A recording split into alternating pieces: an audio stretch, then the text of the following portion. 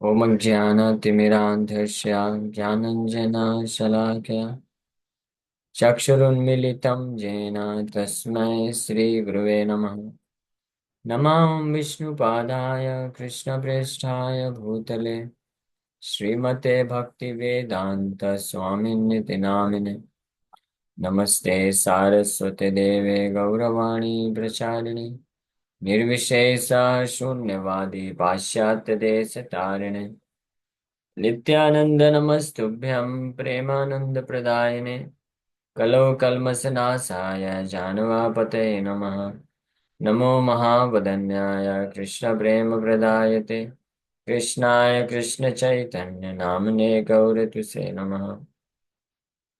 जय श्री कृष्ण चैतन्य प्रभु नित्यानंद श्री अद्वैत गदाधर श्रीवासादि गौर भक्त वृंद।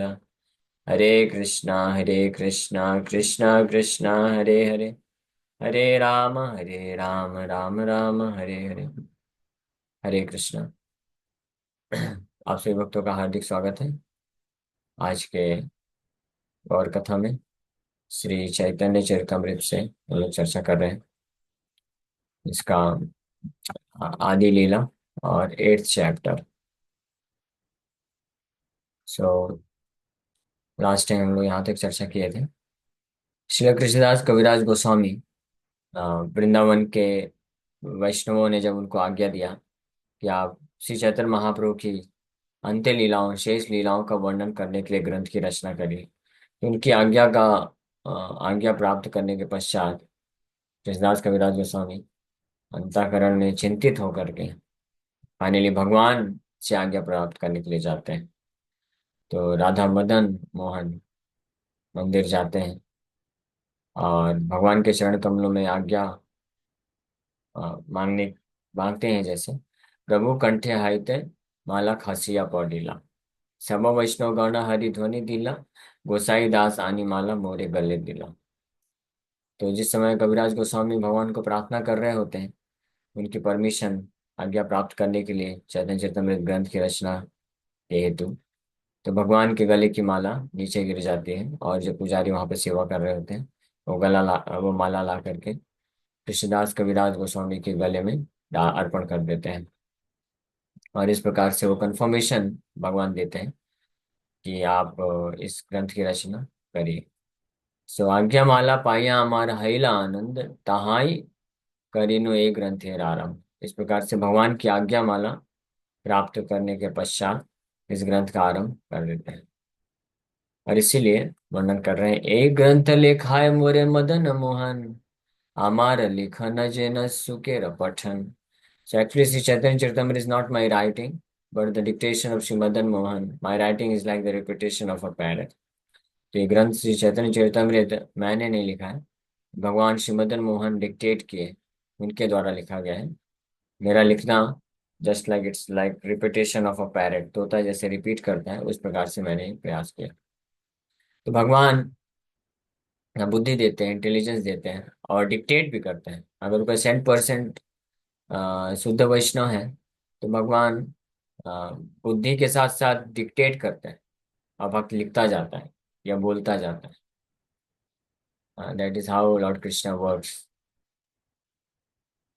सो लेकिन ये सिंसियरिटी पर निर्भर करता है। जो सतत रूप से 24 hours, this is the condition, जो 24 घंटे कृष्ण के स्मरण कृष्ण के सेवा में जो अशुद्ध भाव से लगते हैं, तो भगवान उनको बुद्धि देते हैं। ददामि बुद्धि योगम तम येन माम उपयान्ति ते। To such a devotee I give intelligence by which he can attain me, मुझे प्राप्त कर सकता है। तो यहाँ तक हम लोग लास्ट टाइम चर्चा किए थे। से लिखी मदन गोपाल जे लिखाय काष्ठेर पुतली जे न कुह के न चाय। As a wooden doll is made to dance by a magician, I write as Madan Gopal orders me to do so। जिस प्रकार से काष्ठेर पुतली जो कठपुतली होती है उसको कुहक द इंचैंटर मैजिशियन वो डांस कराता है, नचाता है, उसी प्रकार से मैं भगवान मदन गोपाल मेरे कुहक हैं और वो जैसे मुझे ऑर्डर देते आगे देते वैसे मैं लिखता जा रहा हूँ। This is the position of a pure devotee. शुद्ध भक्ति की ये स्थिति होती है। One should not take any responsibility on his own but should be a soul surrender to the supreme personality of Godhead, who will then give him dictation as the Chaitya Guru or the spiritual master within. The Supreme Personality of Godhead is pleased to guide a devotee from within and without. From within, he guides him as the Super Soul, and from without, he guides him as the spiritual master. So, भगवान अपने जो समर्पित sincere devotees होते हैं उनको guide करते हैं दो तरीके से, अंदर से भी गाइड करते हैं और बाहर से भी गाइड करते हैं। अंदर से गाइड करते हैं भगवान चैत्य गुरु बन के।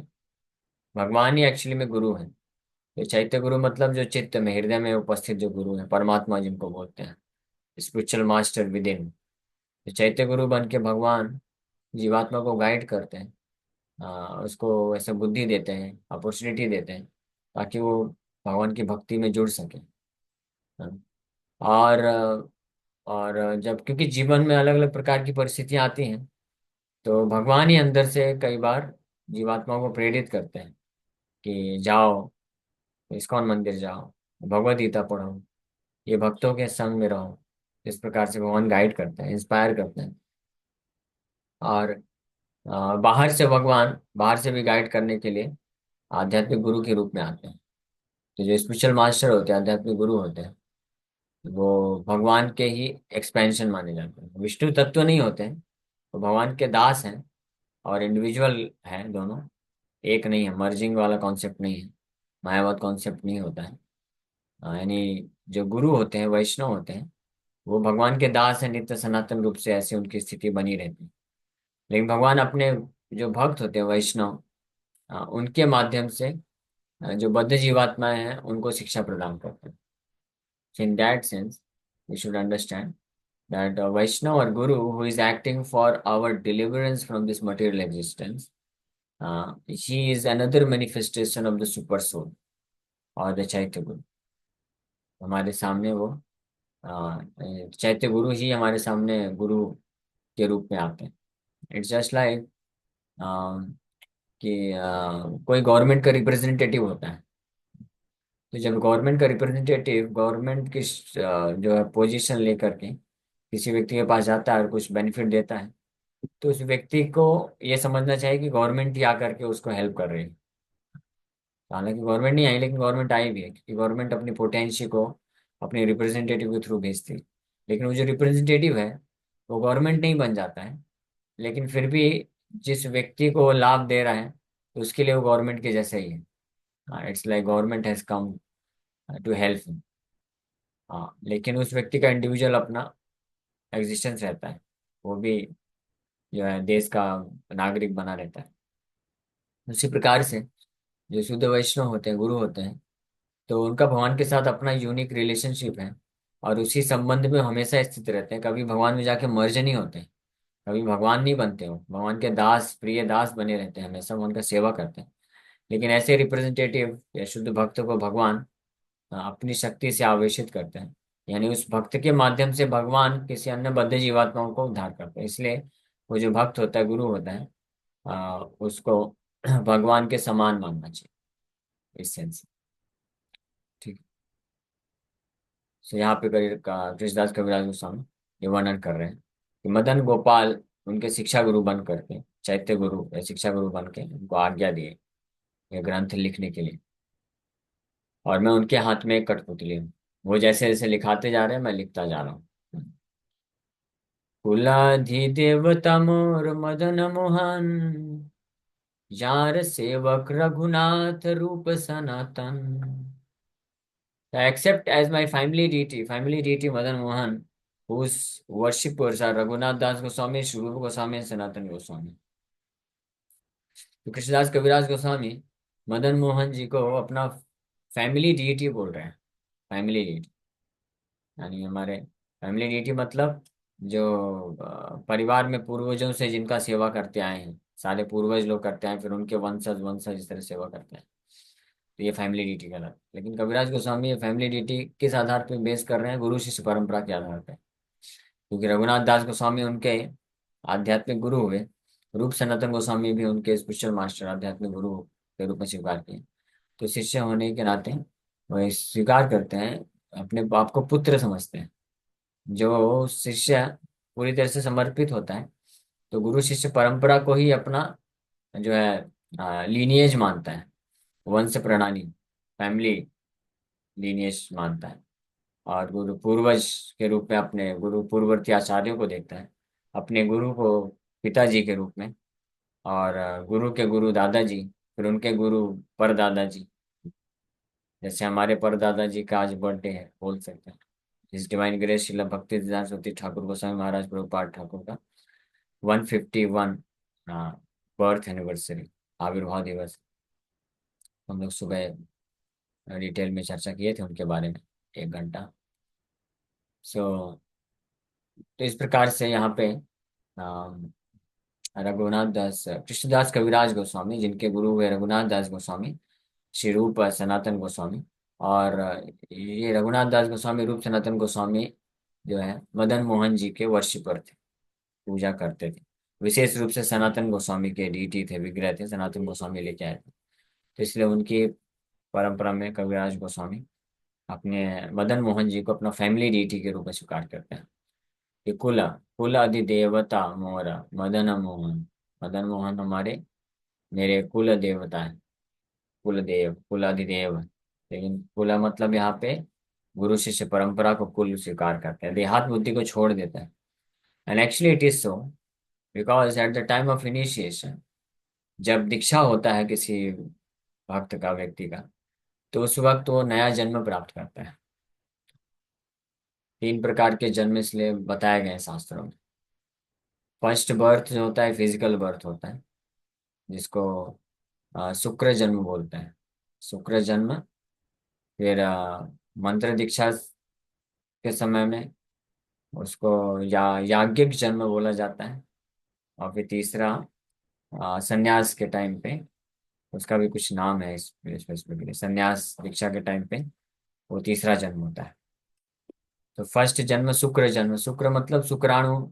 हाँ, शुक्राणु से जो जन्म होता है, sperm, physically mother husband wife unite करते हैं, तो बायोलॉजिकल प्रोसेस से जो जन्म होता है उसको शुक्र जन्म बोलते हैं, जिससे शरीर मिलता है।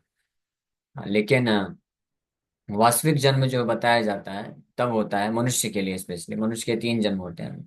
बाकी पशु पक्षी के तो एक ही जन्म होता है, तो फिजिकल बर्थ शुक्र जन्म ही होता है। लेकिन मनुष्य तब कहलाता है जब उसका दूसरा जन्म होता है, उसको इम्पोर्टेंट बोला गया है। और वो तब होता है जब आध्यात्मिक गुरु से दीक्षा प्राप्त करता है। तो आध्यात्मिक गुरु उसके पिता बनते हैं और वैदिक शास्त्र माता बनते हैं। इस प्रकार से दूसरा जन्म व्यक्ति प्राप्त करता है, सेकेंड बर्थ। और फिर finally third birth, when he renounces all bodily designations, becomes liberated, संन्यास, दैट इज थर्ड बर्थ। ये भागवत में वर्णन किया गया।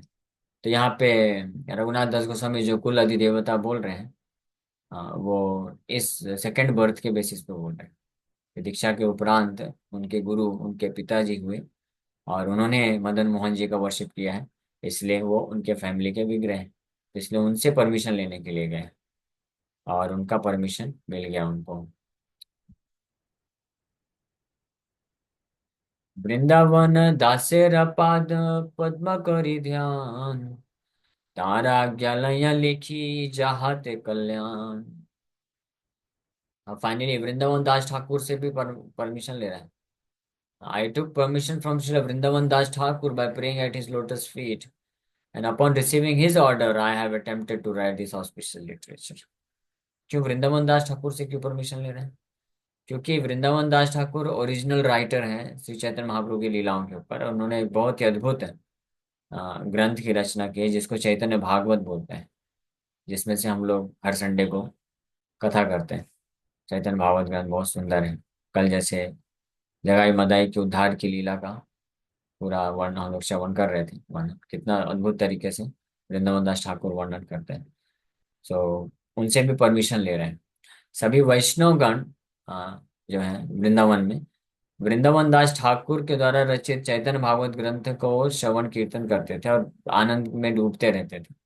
लेकिन अंत्य लीलाओं का वर्णन इतना विस्तार से है चैतन्य भागवत ग्रंथ में ना होने के कारण कृष्णदास कविराज गोस्वामी को वो लोग रिक्वेस्ट करते हैं कि अंत्य लीलाओं का वर्णन करने के लिए वो एक ग्रंथ की रचना करें, क्योंकि कृष्णदास कविराज गोस्वामी रघुनाथ दास गोस्वामी और स्वरूप दामोदर गोस्वामी के मुख से सुने भगवान चैतन्य महाप्रभु के संन्यास के पश्चात की लीलाओं तो वर्णन कर सकते।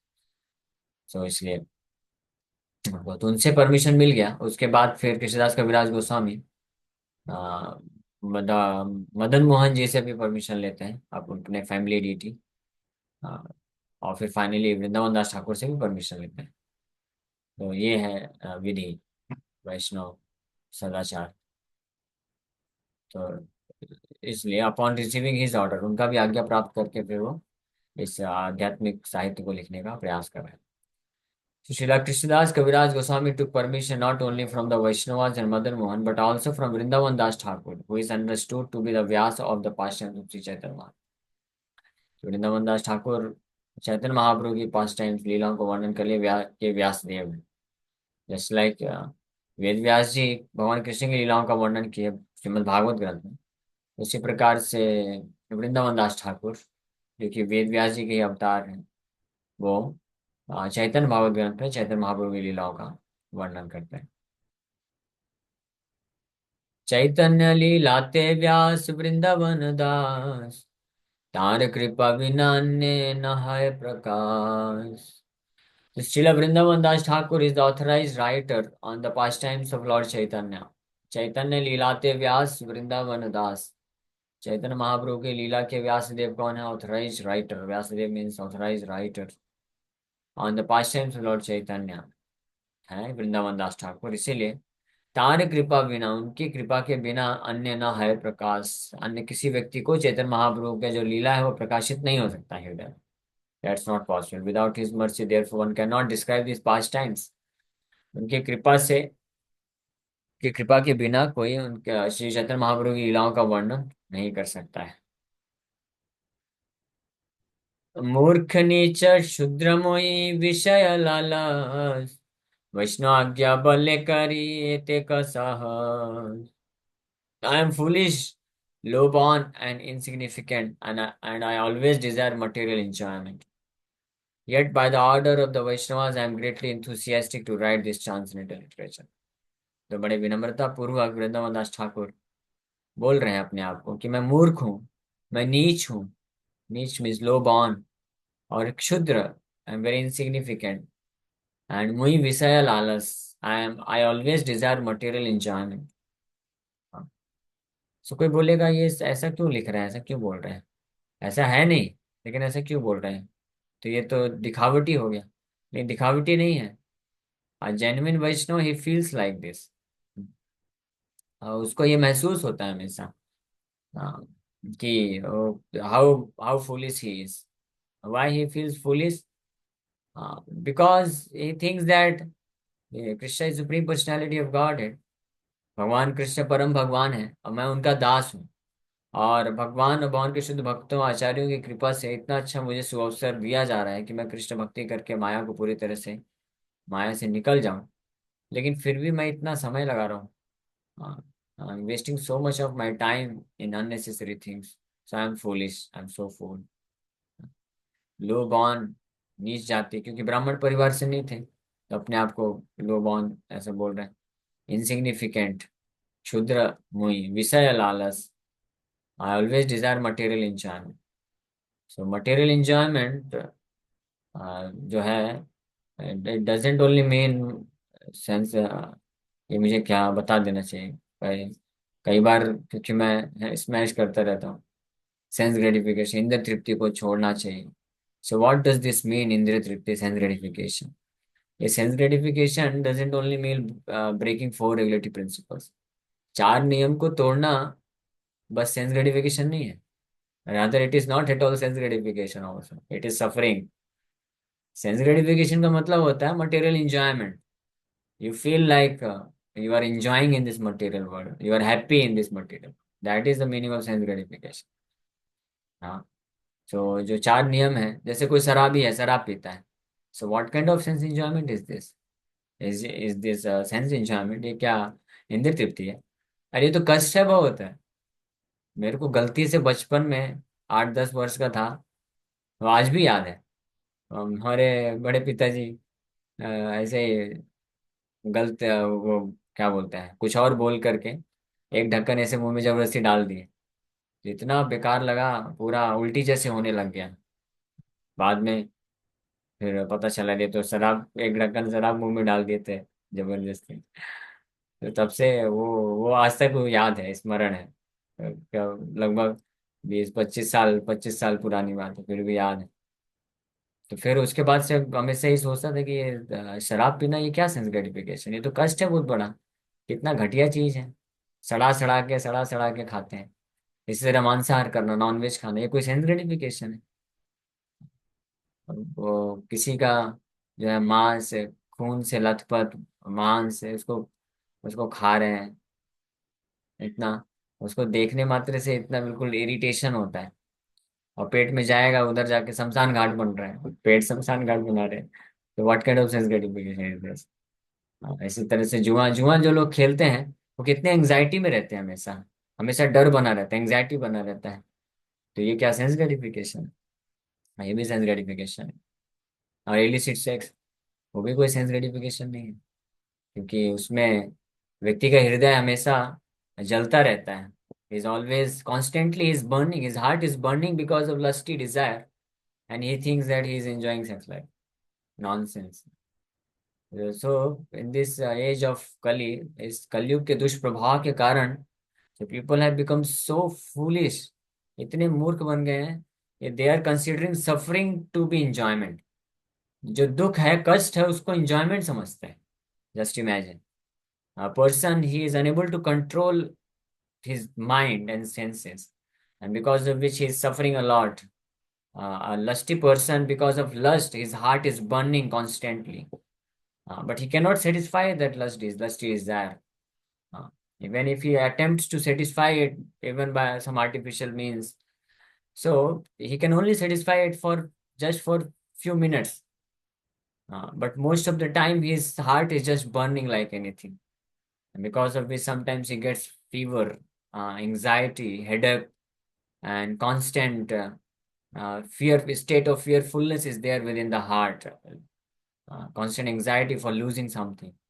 Uh, it cannot be described. But शास्त्र describe all these things, these symptoms. Krishna Gita में बोलते हैं। हाँ, दुष्पुरेण नलेन च, what is that verse, third chapter. काम रूपेण कौन्तेय, काम रूपेण कौन्तेय दुष्पुरेण अनलेन च। दुष्पुरेण means it can not be extinguished, इसको बुझाया नहीं जा सकता। अनलेन, अनलेन मीन्स इट्स लाइक फायर। जैसे अग्नि होता है, तो अग्नि बाहर से दिखने में बहुत सुंदर दिखता है, बहुत अच्छा शेप होता है, बहुत अच्छा उसका जो है फ्लो होता है, और चमकता है। हाँ, लेकिन वो बाहर से दिखने में उसमें अच्छा है, पास में जाओ, अग्नि के अंदर जाओ तो पता चलेगा, बर्निंग सेंसेशन। प्रहलाद महाराज जिसको एग्जाम्पल देते हैं भागवत में, कंडू येनेन इवा दुख भाजम। हम ज्यादा इस पर चर्चा नहीं करेंगे, नहीं तो कुछ लोग बोलते हैं क्या आप प्रभु जी ब्रह्मचारी होकर सब बात करते हैं, बट ये सब फैक्ट है, we should know all this thing. So we do not hesitate to speak all these things because it's necessary to speak also. So कंडूनेन इव दुख भाजम, प्रहलाद महाराज क्लियरली स्पीक्स। प्रहलाद महाराज 5 साल के बालक हैं। वो बोल रहे हैं, बिल्कुल स्पष्ट बोल रहे हैं। इट्स लाइक इचिंग सेंसेशन, जो खुजली होता है उसके जैसा है। बहु दुख भाजम, बहु दुख भाजम means it gives intense pain and suffering. दुख भाजम, वन फील्स, भाजम means one experiences. Dukh, Bahu. Dukh means suffering, and Bahu means extreme level of suffering one experiences because of uh, being, because he is afflicted with lusty desire. So that is the state. So where is the question of enjoyment, sense gratification? है ही नहीं। तो जब बस जहाँ पे भी ये material enjoyment या सेंस ग्रेटिफिकेशन का बात किया जाता है, सो वी शुड अंडरस्टैंड, इसका अर्थ होता है कि जो पुण्यवान लोग होते हैं, तो very nice family life, happiness, peaceful peaceful mind, peaceful है, और अच्छी आदतें हैं, और किसी चीज की कमी नहीं है, ऑपुलेंट लाइफ है, ऑपुलेंट फूड स्टफ है, हेल्दी बॉडी है ना। एंड माइंड एंड सेंसेस उनके जो है कंट्रोल्ड हैं, सिंफुल एक्टिविटी में, पाप करने में नहीं लगते हैं। उसको बोलते हैं material enjoyment. That is material enjoyment, sense gratification. हाँ, लेकिन ये शुद्ध वैष्णव होते हैं वो उसके भी ऊपर होते हैं। लेकिन यहाँ पे कविराज गोस्वामी बोल रहे हैं, I always desire material enjoyment. That means even अगर थोड़ा सा भी, even a tinge of desire comes to situate oneself happily in this material world. A Shuddha Vaishnava, pure Vaishnava considers this to be this sense gratification. इसको भी sense gratification समझता है और अपने आप को धुतकारता है। What kind of nonsense is this? हाँ, so yet by the order of the Vaishnavas, हालांकि मेरी ऐसी कंडीशन है, आई एम फूलिश, मूर्ख, मूर्ख नीचक क्षुद्र मोही विषय लालस, लेकिन फिर भी वैष्णव आज्ञा बल्ले करिए ते कसहस। Yet, by the order of the Vaishnavas, I am greatly enthusiastic to write this transcendental literature. लेकिन वैष्णवों का, भक्तों का आदेश मिल गया है, इसलिए मैं बहुत उत्साहित हूँ ये दिव्य ग्रंथ को लिखने के लिए। Otherwise I am not at all qualified. कोई भी व्यक्ति जो मूर्ख है, नीच है, क्षुद्र है और विषय लालच, विषय लालच है, सेंस ग्रेटिफिकेशन का डिजायर है, हाँ, तो वो is not qualified actually to write about the supreme Krishna. तो इसलिए ये फाइनल श्लोक है, इसको भी पढ़ देते हैं। श्री रूप रघुनाथ चरण ये बल, जार स्मृत सिद्ध है या वांछित सकल। The lotus feet of Sri Rupa Goswami and Raghunath Das Goswami are my source of strength. Remembering their lotus feet can fulfill all one's desires. Shri रूप रघुनाथ गोस्वामी के चरण कमल ही मेरी एकमात्र शक्ति हैं। अदरवाइज मैं तो बहुत ही, I am very poor, very weak spiritually. तो उनके चरण कमल में इतना बल है। यार स्मृत सिद्ध है वांछित सकल, जिनके चरण कमलों का अगर ध्यान करेंगे तो उस व्यक्ति की सारी इच्छाएं पूर्ण हो जाएंगी। स्वरूप रघुनाथ पदे जारयास, चैतन्य चरितामृत कहे Krishnadas. Praying at the lotus feet of Sri Rupa and Raghunath, Sri Raghunath, always desiring their mercy, I Krishnadas narrates Sri Chaitanya Charitamrita, following in their footsteps. तो श्री रूप और रघुनाथ गोस्वामी के शरण कमलों में प्रार्थना करते हुए, उनकी कृपा की इच्छा हमेशा हृदय में रखते हुए, मैं कृष्णदास गोस्वामी, कृष्णदास चैतन्य चरितमृत लिख रहा हूँ। Thus end the Bhakti Vedanta purports to Sri Chaitanya Charitamrita Adi Leela, 8th chapter in the matter of authors receiving the orders of the authorities Krishna and Guru। इस प्रकार से 8वां अध्याय कंप्लीट होता है। कल से हम लोग ये next chapter, chapter number 9 start करेंगे। The desire tree of devotional service. Bhakti Kalpa वृक्ष, भक्ति के कल्प वृक्ष का वर्णन इसमें किया जाएगा। Shri Chaitanya Mahaprabhu Bhakti Kalpa Vriksha. Okay, thank you very much. Hare Krishna Krishna Krishna Hare Hare, Hare Ram Ram Ram. किसी वक्त का कोई प्रश्न है पूछ सकते हैं। हरे कृष्ण। और फिर जो संडे को